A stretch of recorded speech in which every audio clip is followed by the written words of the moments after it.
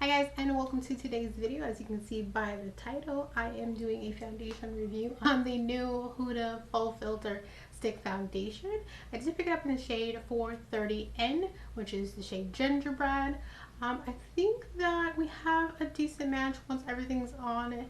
Just a little bit about the foundation. It did release in 39 shades. It does retail for $39, and you are getting 0.44 ounces or 12.5 grams. And this is supposed to be for pretty much every skin type, and it gives you customizable covers, so you can go from anywhere from light to full.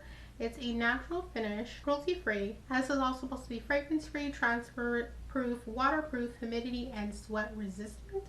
So there are some pretty good claims for this. It's supposed to last you for the whole day. Those are some interesting claims on the foundation. I do wear this for 8 hours. So I do have combination oily skin. You'll be able to decide for yourself if that's something you want to pick up. Have you guys tried this foundation? Let us know down in the comments. If you're around my shade, what shade did you get? I think it's worked out okay. Let me know what you guys think, how it wore, if you guys plan on picking it up. If you did pick it up, do you like it? So please keep on watching so you can find out how everything wore, as well as don't forget to like and subscribe this video so you don't miss my future uploads, and I will see you in a second. Alright guys, so I'm just going to go ahead and get started. I did go ahead and prime just to save a little bit of time. I did do the e.l.f. Jelly Pop Primer on this side because this one is one I kind of use as a control. I know how it works. It works well for me for most foundations, so I thought that we're just going to kind of stick with it. And that'll give me a good indication on how well this foundation's working. And then on this side of my face, I did use the Becca Evermatte Poreless Priming Perfector on this side of my face, and that usually keeps me pretty matte. So we're gonna see how she wears.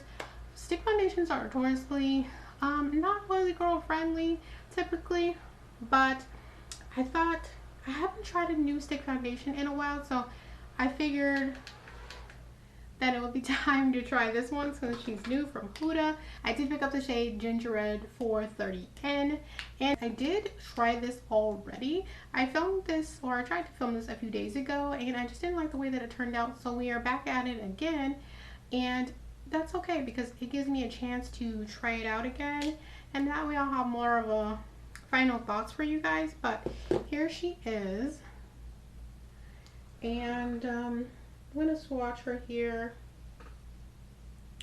just so you can see how the color looks. I have already used it, like I said, and I do have a first thought on it. This is how much product you're getting, which I think for a stick foundation is actually decent. I've seen stick foundations where it was literally almost half this. I'll be honest, I wasn't too excited to try this out just because I don't typically like stick foundations, and I kind of remember her first foundation broke me out, I want to say, but I also was trying it out the same time I was trying a MAC foundation, so I'm not sure which one broke me out because MAC foundations have broken me out too, so I don't know. So I kind of just discarded both of them, to be honest, but it was only a sample on her liquid foundation that I had, and then the MAC one I just ended up giving it away. But I'm going to go ahead and get started. I need to grab a brush, so I did go ahead and grab a brush, and I'm just going to go ahead and apply one side at a time just so you can kind of see the coverage and the color. I started on this side last time, so let's do this side.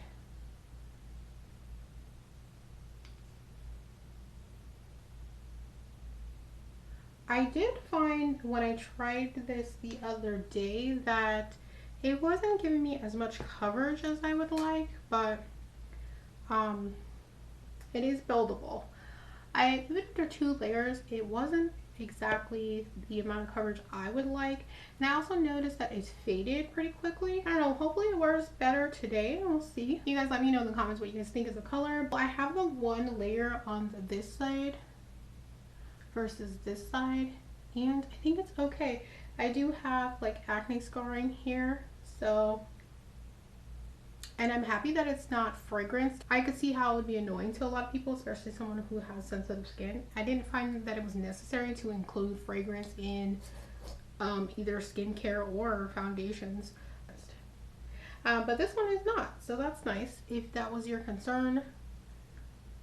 yeah, she's not fragranced, which I'm glad she listened to people. You know, listen to your customers. Well, I'm going to apply a second layer now. If I'm looking a little dewy now, it is very hot in here. Where I live, it's still summer. It's summer 90% of the time. So that was the other thing that I was worried about, is that because I'm sweating, that could have influenced how this wore, but I think it has claims to not be, for it to be sweat proof, but let me take a look. Transfer proof, waterproof, humidity, and sweat resistant formula melts into the skin for a natural filtered finish. You're supposed to be able to swipe it on, set it, and forget it for the rest of the day. So, like I said, I have already worn this foundation and it got really oily on me. Oh, right after the probably 4 hour mark. For the first couple of hours, it looked pretty good. Um, but I noticed for sure after 6 hours, there was a lot of coverage missing here and around my nose. I'm going to apply it to the other side here, the side we applied the Becca Evermatte, and just see how well it holds up on this side today. Because this was the side that I applied the Smashbox primer.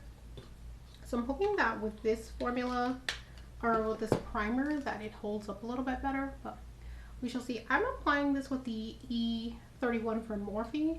I have no idea if this is still even available. I had purchased this from the Morphe site a few years ago, so I don't know. I'm going to add a second layer and then I will come back and then we'll complete the face. And we'll do a check-in. I don't know if I'll do a check-in, but I'll do a final check-in for sure. And then kind of just give you my last remarks or opinion on the foundation. But I will be right back. I'm going to finish off the rest of my face and then I will be back. Okay guys, so I'm back once again. I'm ashy. What else is new? Guys, this is how we're looking. Now, I did not set the rest of my face. I just set under my eyes, just to see how she's gonna wear. I believe I set the rest. Yeah, the first time I tried this out, I did set the rest of my face and I still got pretty oily. So I'm curious to see like how oily I'm going to get, or maybe I won't get as oily on this side. It could also depend on what primer you use. So this is, we're gonna start the check-in. What time is it? Wow, it's late. Late in the day, but I'm going to wear it well into the night just so I can get my good 8 hours of wear in, and then I will be checking back in. So I'm also going to go scrub my lips because girl, dry.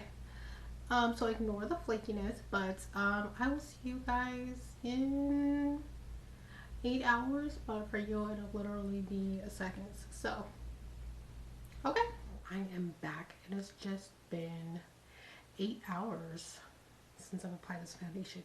And guys, I totally forgot that.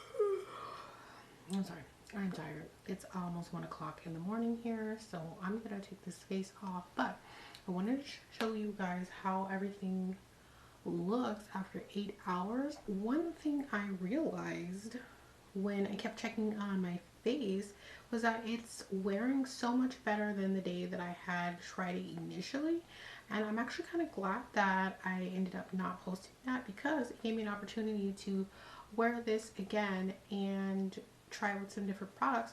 But I also remember that when I initially tried it, I had used this as my SPF that day, which is the Neutrogena Ultra Sheer Face Mist Sunscreen. I had applied this as my sunscreen for that day. I'll either use a moisturizer that has SPF in it, or I'll use a regular moisturizer and then either use this or another face SPF that I have. But this made my face oilier, I guess, in combination with this foundation. I've used this foundation, or I've used that sunscreen before, and I don't really recall it breaking up my products. But with this stick foundation, since it's on the more like natural side, it definitely made a difference in how it wore that day. So I'm noticing that I'm really oily, but I don't look as oily in person with all the studio lights on.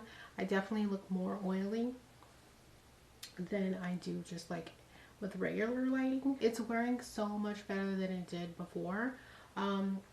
Before, like, this whole area was pretty much gone.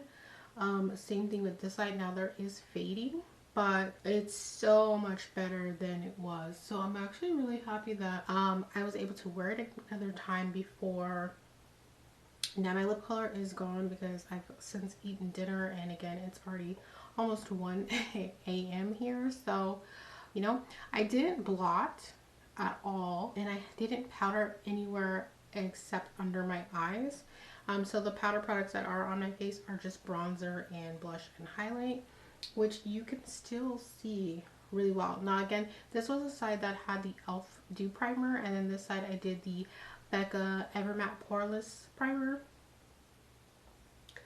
And I think considering that this is a stick foundation, which usually don't usually work out so well for me, I feel like this looks really good. Now if I was judging this off of the first time I used it with this sunscreen underneath, I probably wouldn't wear this foundation again, but I actually would wear this again. I'm really greasy. I didn't want to blot just because I wanted to see like how this would hold up on its own, but I think had I applied a translucent powder to my face and I blotted, I think I could have probably continued wearing this for a few more hours at least.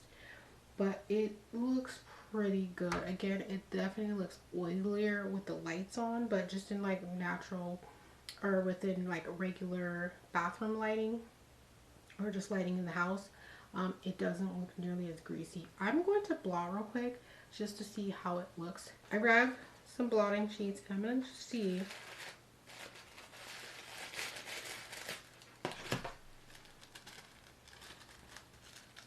oh my gosh, I can't wait to get this off. So it's quite oily, but again, I feel like even though I got really greasy,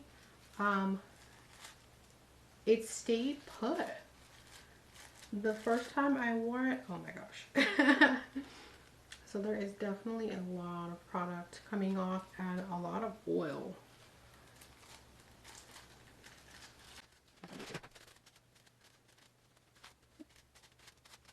The first time I wore it, I definitely had a lot more wear here. All the product was gone. I will say blotting it though with how greasy it is and just how oily it is, the product is kind of going with it. Not too big of a fan with that. Overall, I think it looks pretty good. Again, I did eat dinner earlier, so all around my lips pretty much. I had pasta, so that's why there's a lot missing here. And of course my lip color. A lot of the products ended up lifting up, which I usually don't have a problem with that. I'm gonna keep on testing this out. I want to see how it's gonna wear with me setting it, but honestly this is not that bad. Now I feel like if you have really oily skin, even with setting it, this may not work out for you. I'm definitely going to keep playing around with it, and I'm glad I didn't use this today.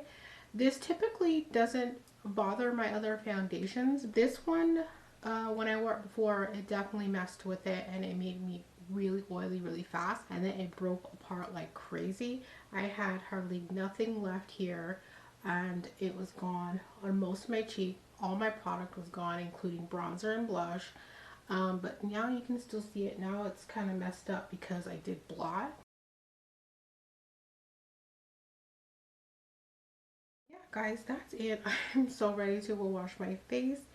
If I left anything out or there's anything else you wanted to know about the foundation, let me know. That's it. I want to thank you guys so much for watching today's video. Hope you enjoyed. Don't forget to like and subscribe and let me know what you guys want to see. And I'll catch you guys later. See you in the next video. Bye.